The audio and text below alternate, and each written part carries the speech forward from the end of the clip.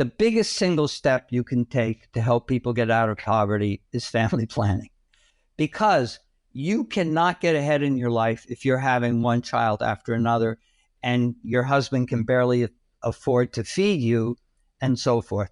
As soon as women receive family planning, they have the control of their fertility and they can begin to branch out and do other things, work in the informal sector, maybe improve their own education. We have an adult, in one of the river valleys we work in, we have an adult education program so that women can begin to go to school. Now, even being educated here on a very rudimentary level is not going to necessarily guarantee you a job or a well-paying job, but it's a step forward. It is very empowering to feel that you can defend yourself, you can sign your name, you can read something in the community.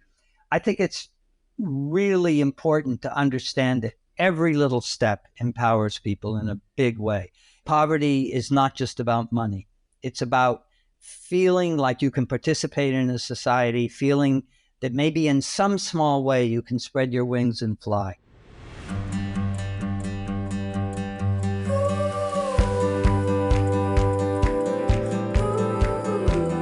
Hi, welcome back to Nature Solutionaries, a podcast about nature conservation, women's rights, and sustainable population. Today, we'll talk about the situation of marginalized rural communities in northeastern Venezuela. As you might know, Venezuela has been facing an ongoing socio-economic and humanitarian crisis, which has shaken the region of Latin America. Since 2015, more than 7 million Venezuelans have left their homeland and moved to other Latin American countries, the US, and Spain. That's a huge number. It's almost as if the whole population of New York moved. And while some people are hoping to find a better future elsewhere, more than 28 million people still live in Venezuela. In the northeastern state of Sucre, a small nonprofit called Turimiquire Foundation has been trying to improve the lives of the marginalized rural populations by offering reproductive health and family planning services, public education, sustainable livelihoods, and humanitarian aid. To learn more about the impact of this organization, I decided to interview Stephen Bloomstein, president and co-founder of the foundation. Stephen, thanks so much for coming on the show. Thank you for having me.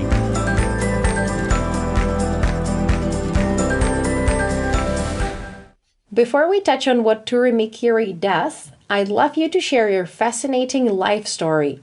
Can you tell us about how you settled down in Sucre and what was the turning point that made you focus on family planning and education? So my college roommate was from Venezuela in the United States. We went to college together in Boston area. And what did you study? Well, at that time, I was actually a science and math major, but eventually I shifted to sociology and actually finished in religious studies, comparative religion.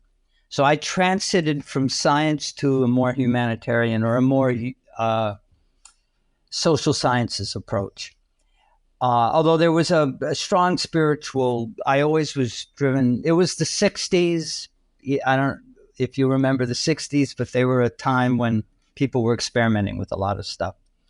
So my college roommate, he was North American, but he was raised in Venezuela. His parents were down in part of the, working in conjunction with the oil industry in Venezuela, oil being one of the big economic drivers in Venezuela. But we met in college, and he proposed almost as an adventure that we go back to Venezuela afterwards. And then there were a few more people involved, some of his family members, my girlfriend. And so we all kind of shifted down there after college, some of us at different times, and eventually we selected an area and we started fruit farming. And our goal was to go back to nature, was to kind of live closer to nature in a tropical setting, grow most of our own food, and really, and actually live in a remote rural setting, which we managed to do. We lived in these kind of remote rural settings. Now, what happened was these settings were very poor. And the people scattered in these remote river valleys, absolutely paradisical, beautiful, clean running tropical rivers, beautiful climate, everything, but really extreme poverty. And so the families that we increasingly worked with and learned from, and because we had to learn our farming from them, and also employed with what resources we had in order to help us do our own plannings, we became more and more involved with them and began to understand what their problems were. And the women were extremely outspoken. They knew exactly what they needed, which was family planning. I was aware, even before I left the States, of the importance of demographic issues in environment as related to environmental issues. I knew all this was key. And I always had it in the back of my mind, but it came at me very directly with, how can we help these families? And in particular, we starting with the very families that were helping us, because it was a very mutual relationship. They were teaching us and we were helping them. And so that's how the foundation started, was that women asked in specific for tubal sterilizations, tubal ligations. Because in Venezuela at that time, rural women had 1, 2, 3, 4, 5, 6 children, and then they wanted to be ligated. And usually from the time they wanted to be ligated until the time they actually managed to or reached menopause, there were 3 or 4 more children. So it was a drawn out process. And how were you able to provide this medical procedure to women when you were actually growing fruit? Well, yeah, right. Very good question. Well, the story of how it started is very sweet, because I had strained my groin and thought I had a hernia from carrying these heavy sacks of cashew nuts that we were harvesting. And so I went to a doctor in Cumaná being the central town here, to see if I needed help with that hernia. And he was an Argentinian refugee. He had actually fled Argentina during the dirty wars there, and ended up making his life, marrying a Venezuelan woman and making his life. And we were part of a very small, educated community in Cumaná. There was like an art theater and certain things we shared, but it was a very small amount of people who could do this. And I wasn't even in the city very much. So we kind of knew each other, but not very well. So after he determined that I just needed to be careful and I didn't need a hernia operation, which determined to this day, he said, "What else can I help you with?" And I said, "Well, I have all these women who need tubal ligations, and maybe we could do something." And he worked for Fundasalud, the public health ministry at the time. And so we had a connection. And at that time, the public health system worked better than it does now, much better.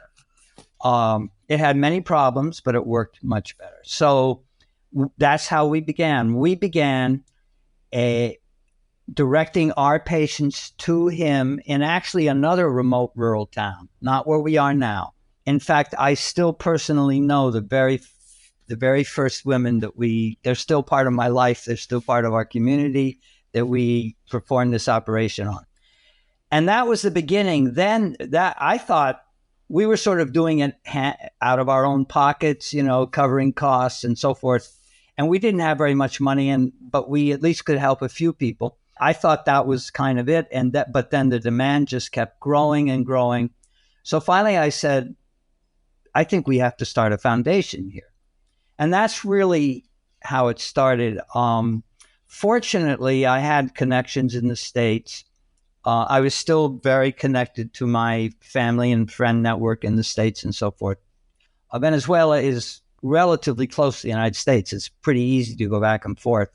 It's actually closer to New York, Boston than California is. So it was part of my life. So through my family and connections in New York City, we were able to set up the foundation.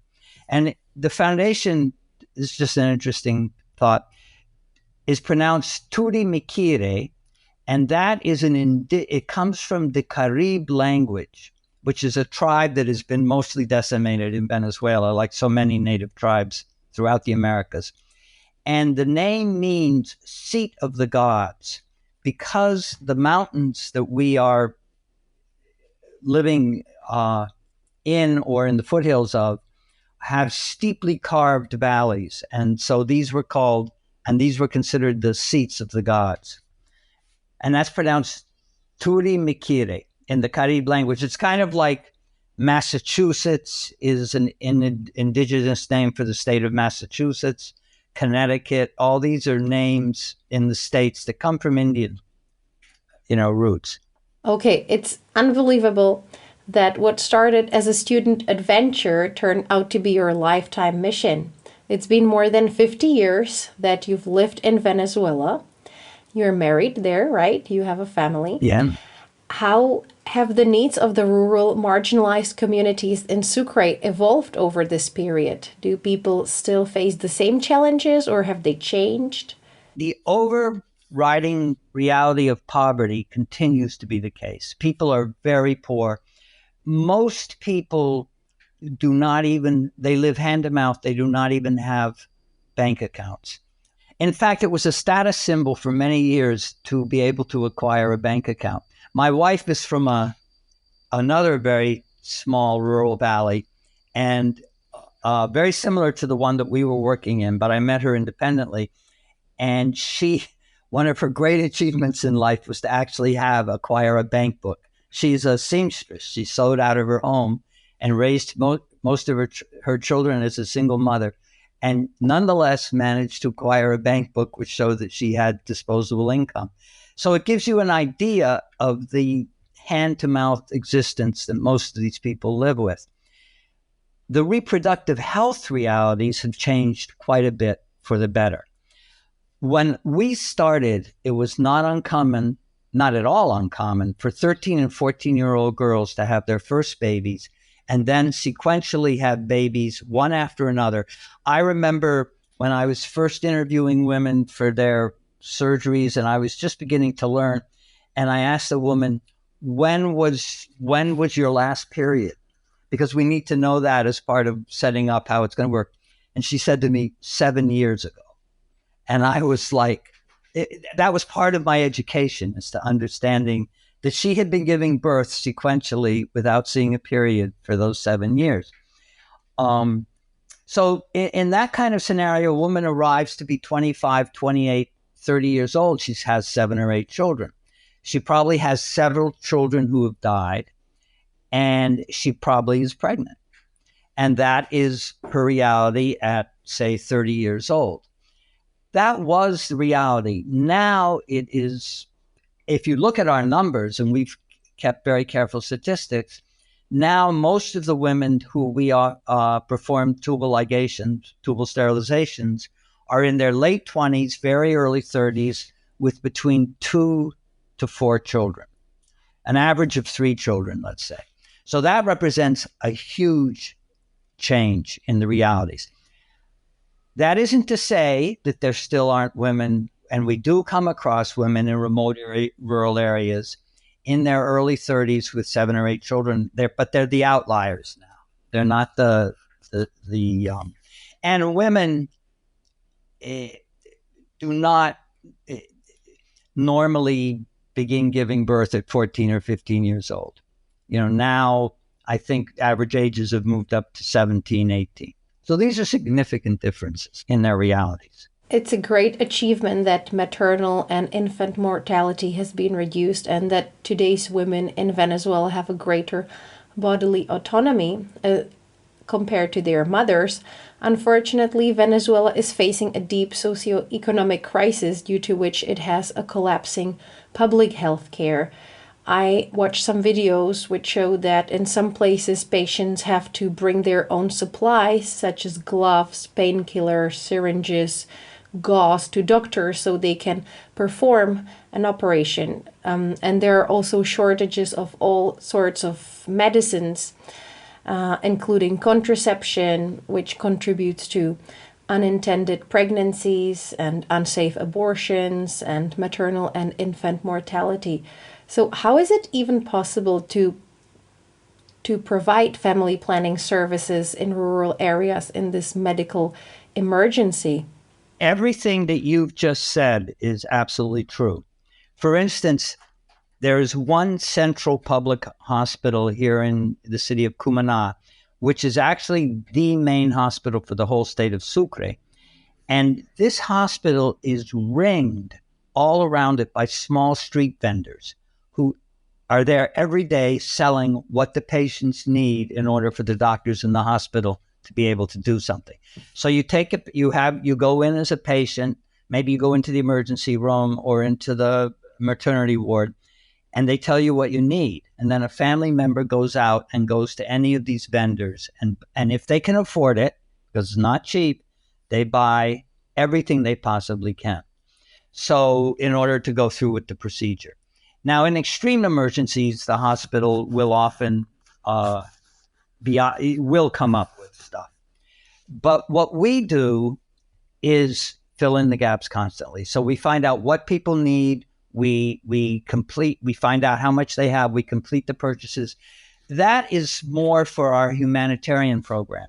For the actual family planning, we work in our surgery sessions in private clinics where we have contracts with the private clinics to deliver, X amount of tubal sterilizations at a certain cost per month. And then we have a social marketing program where we ask women to collaborate with whatever they can toward their surgery, or which often consists of if they can at least manage to pay for their blood work before the surgery and maybe for their transportation.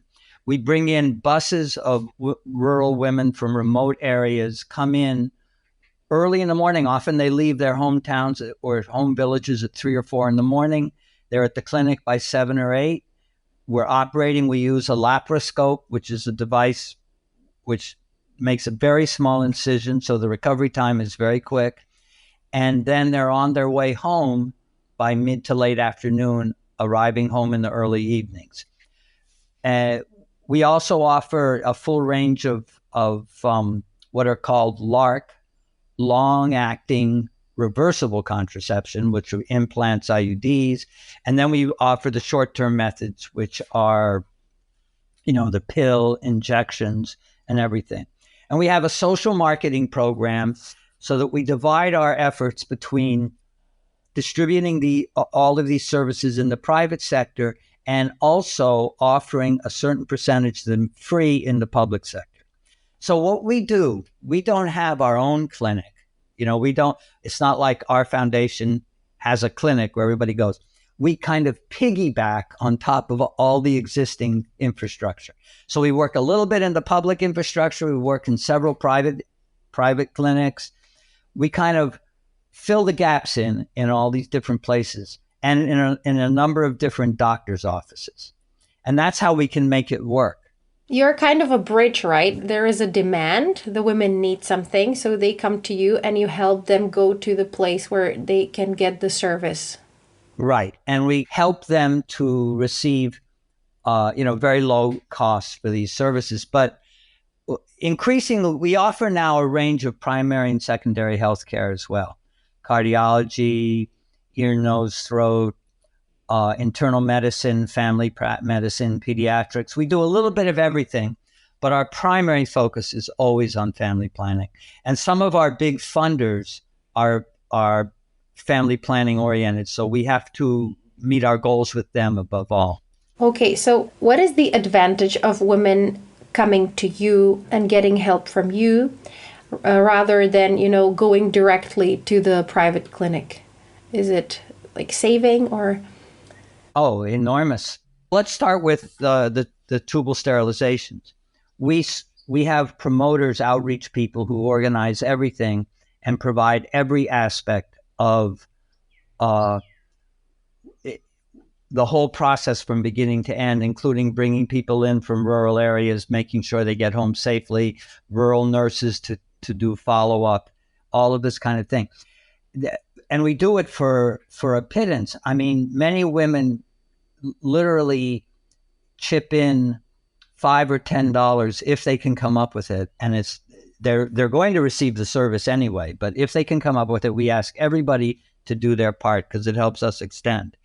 For a service that in the private sector would cost $1,000. So for most low-income Venezuelans, the private sector simply is not accessible to taking care of their health concerns. And the public sector is collapsed and will only respond minimally if you can come up with all the medical supplies and everything. Although everybody honestly tries as hard as they can to make it work, but it's just a very, very difficult situation. And now in terms of our birth control pills, short-term and longer-range contraceptives, again, we work in the two domains. We work in the public sector where we distribute a lot of this for free, and in the private sector through social marketing, so that we try and reach as wide a range of people as we can. The demand is enormous.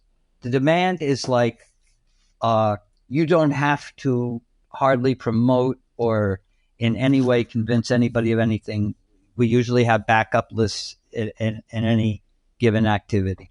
That's exactly what I wanted to ask you about. What do the people demand, or what are their needs? You mentioned tubal sterilization a couple of times. Is this the most popular or most demanded method of birth control? Because in other places, I know that people prefer to, take the injection or take the pill regularly. But it appears to me now that this seems to be a popular method in Venezuela. Can you speak to that? In Venezuela, tubal sterilization is the most popular method for rural women. For rural women, what they like to do, they do not necessarily space their children. They have a sequence of pregnancies, and then they would like to be sterilized. And the service we can offer that didn't previously exist is that they can receive this service quite quickly, as opposed to waiting for 2 or 3 more children before they actually have the service. In the urban, now, as things are changing, younger women in the countryside are beginning to realize they have more options to space their children. And so they are turning to other shorter term methods, what we call reversible methods. And that's wonderful to see, so that younger families can control the size of their families, space the children, and so forth. And that is true for the more accessible rural areas. For the more remote and truly remote, off-the-road rural areas, the main reality continues to be the women, when they have as many children as they want, and probably more, they come and they receive a definitive. Now, if you think about that, if you live in a very remote rural area, that is a very practical solution. You don't have to think about it ever again. You don't have to make arduous long trips to town to replenish your supplies. You don't have to, generally, tubal sterilizations are very effective, and with complete recovery, you don't have secondary effects. A lot of the hormonal methods carry secondary effects. Sometimes you need to go to doctors to follow up on that. We're very careful that our services, we have good backup for anything we offer. If people have problems. The most popular method in Venezuela right now, except for the tubal sterilizations, are the implants, where they insert a small matchstick-like hormonal tube into the side of your arm. These are fabulously popular right now in Venezuela. A woman can have one of those and go 3 to 5 years with generally very effective. You have your small percentage of rejects or problems. IUDs are much less popular than they used to be.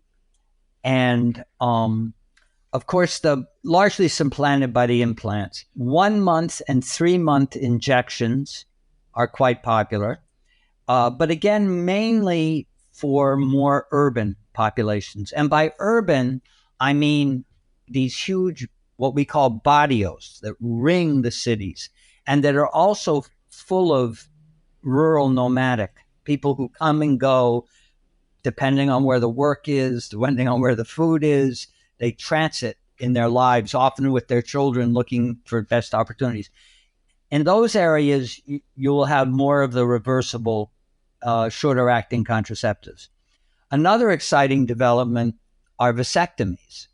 We are beginning to offer vasectomies, and young men, but again, these are going to be more urban educated men who have their families already, the children they want, are beginning to see that as an option. Very few, but it's a beginning.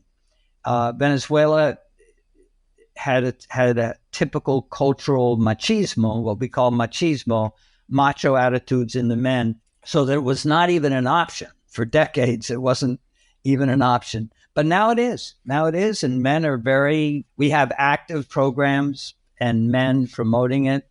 And so that's an exciting new development. Yeah, that is, for sure. That's nice. Thanks for providing this analysis of different family planning methods. That was really interesting. I noticed that on your website, you frequently refer to a recipe for a thriving community. Can you describe in a nutshell how you work with communities? Our recipe for a thriving community basically has 4 steps. The first step is family planning, which we've discussed now, and which is always the first thing that women ask for, and consistently everywhere. I can't describe how absolutely consistent that is. The second thing that families ask for once they control their fertility, and almost immediately once they control their fertility, is the opportunity to educate their children. And perhaps even themselves, since many of these people are either semi-literate or completely illiterate. The third is always employment, better employment opportunities, more sustainable employment, and more community participation, more coordination in the community. Because these people eke out hard lives as what we call dirt farmers or peasant farmers, practicing a very primitive form of slash and burn agriculture. There is not in the countryside a lot of hunger. There is enough food. There is hunger. There is hunger in what I've described as these sprawling urban barrios, where people do not grow their own food and are at the mercy of whatever's going on, with very few social safety nets. And these are a big component of Venezuela's population right now. And finally, the fourth component in our recipe, what we call our recipe for a thriving community, is humanitarian aid to help the people who fall through the cracks, who are not able to solve a particular medical or personal emergency. Sometimes a very small amount of money, like $50, can solve a big problem for a family, keep a child in school, do something, or prevent some kind of a disruption or breakup. So we're always aware of that as well. And that became more significant as Venezuela entered into this long-term humanitarian crisis. That began to play a bigger role in our work. And that is when we began to add additional primary and secondary health care, so that families who had other problems besides their need for family planning could at least receive some kind of assistance or direction as to how to deal with that. Pediatrics, things like that. And when you speak about communities, what is a community to you? One community might be a small, remote river valley with no roads, in which 1 or 2 families live in very rudimentary housing, scattered along a river, walking up a valley into the mountains. And that is a very typical community scenario for this part of the country. Another very typical discrete community would be the barrios that ring the cities. And these usually divide up. Any major city will have 3 or 4 of these major barrios, which are just sprawling shanty towns, which go often for miles. Extremely low income. Everybody lives hand to mouth. Mostly people work in the informal sector. And there is some considerable flow between these kinds of communities, because people come out of the river valleys into these barrios looking for help, looking for sometimes they receive their family planning services in the barrios and then go back out, or looking for other health issues and so forth. So those, I would say, are the two major communities that we serve. And then there are other kind of like lower middle class working communities. Now, it all depends to where you come from, because what we call lower middle class here would be considered serious poverty in the United States or in Czechoslovakia, probably would be considered, desperate poverty. But here we consider it lower middle class because maybe they do have a bank account. Maybe they have a little motorcycle or something. They live hand to mouth completely, but they have a few things going for them. And they also represent a significant factor, constituency for us of people we serve. I think that one of the most important things for most of these people is to get out of the poverty, right? And it's probably a question or an answer that all people would like to know, how to get out of the poverty in such a humanitarian crisis, right? So that people can get better. Do you have any ideas? Exactly. The biggest single step you can take to help people get out of poverty is family planning, because you cannot get ahead in your life if you're having one child after another and your husband can barely afford to feed you and so forth. As soon as women receive family planning, they have the control of their fertility, and they can begin to branch out and do other things, work in the informal sector, maybe improve their own education. We have an adult, in one of the river valleys we work in, we have an adult education program so that women can begin to go to school. Now, even being educated here on a very rudimentary level is not going to necessarily guarantee you a job or a well-paying job, but it is a step forward. It is very empowering to feel that you can defend yourself, you can sign your name, you can read something in the community. I think it's really important to understand that every little step empowers people in a big way. Poverty is not just about money. It's about feeling like you can participate in a society, feeling that maybe in some small way you can spread your wings and fly. And so that is a huge part of what we want to do. And that's why I would emphasize the second part of our recipe for a thriving community, education. So, for instance, we have one young woman right now who's studying nursing. She's one of a number of nursing graduates we have seen through. Her family, her father died unexpectedly young. Her mother was left with 7 or 8 children. She's the oldest daughter. And she is single-mindedly determined to finish her studies, become a nurse, and begin to lift her family out of poverty. But in Venezuela, it is really hard. It is really hard. People here, the economy is in shambles. The private sector is beaten down. So it is very hard for people to get ahead. And I feel that it's really important to emphasize that even if we cannot vanquish material poverty, financial poverty, we can offer something empowering, something spiritual, and something that's truly meaningful to people, perhaps even more so. Without belaboring the subject, I just want to say that one of the personally most meaningful things for me has been watching, and I say it this way quite literally, watching young women feel empowered, spread their wings, and fly out of what was previously such a limited horizon for them. And just and their complete intuitive understanding that this is what is supposed to be, that this is their right, this is what should be happening, which I believe is part of the global movement that is empowering women the world over. One of the most, if not the most significant social event going on globally. Yeah, it's such an important cause, and it's so important to give women the hope, even if they live in very hard environments where there is conflict or humanitarian crisis or where there is a lot of poverty. Education and family planning are so important. Stephen, thanks a lot for this interview and for being there for communities who are so often overlooked and who need as much attention, love, and care as each of us.